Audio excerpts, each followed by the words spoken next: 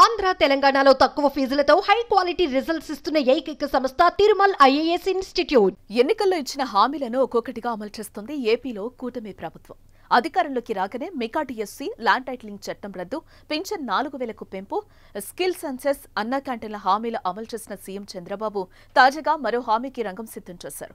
అదే మహిళలకు 3 ఉచిత గ్యాస్ సిలిండర్ల పథకం. దీపావళి నుంచి ఈ హామీ అమల్లోకి రానుంది.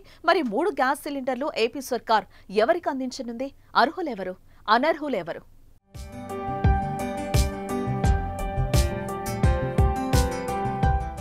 కూటమి అధికారంలోకి రావడానికి ప్రధాన కారణాలు ఒకటి మేనిఫెస్టో.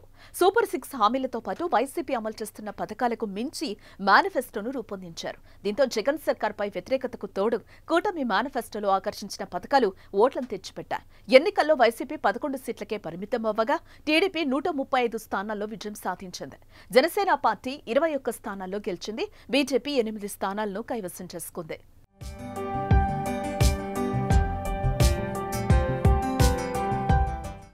అధికారంలోకి వచ్చాక ప్రజాపాలనే లక్ష్యంగా AP CM Chandrababu, deputy CM Pavan Kalyan ముందుకు సాగుతున్నారు. ఎన్నికల్లో ప్రజలకిచ్చిన హామీలను అమలు చేస్తున్నారు.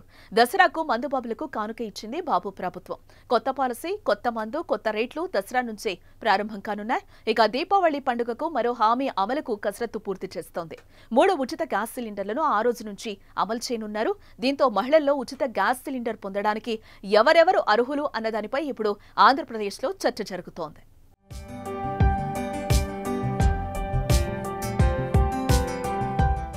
3 ఉచిత సిలిండర్లు నాడు చంద్రబాబు నాయుడు ఇచ్చిన హామీ మేరకు ఏడాదికి 3 ఉచిత గ్యాస్ సిలిండర్లను పేదింటి మహిళకు అందిస్తామని తెలిపారు. దీంతో తెల్ల రేషన్ కార్డుదారులకే ఈ పథకం వర్తించనుంది.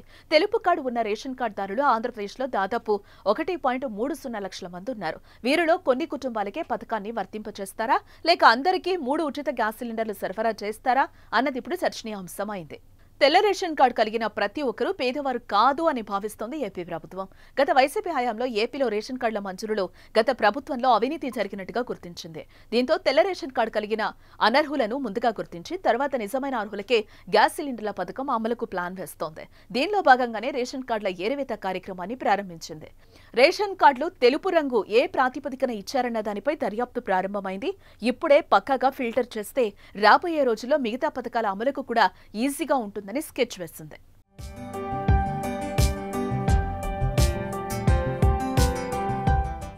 మరోవైపు కేంద్రం అమలు చేస్తున్న ఉజ్వల్ పథకంలోకి దీనిని చేర్చాలని కూడా చూస్తున్నారు. అలా చేయటం వల్ల ప్రభుత్వం మీద ఆర్థిక భారం పూర్తిగా లేకుండా పోతుందని కూడా ఆలోచిస్తున్నారు. మరి ప్రభుత్వం త్వరలో అధికారికంగా ప్రకటించబోయే విధి విధానాలు ఎలా ఉంటాయో చూడాలి.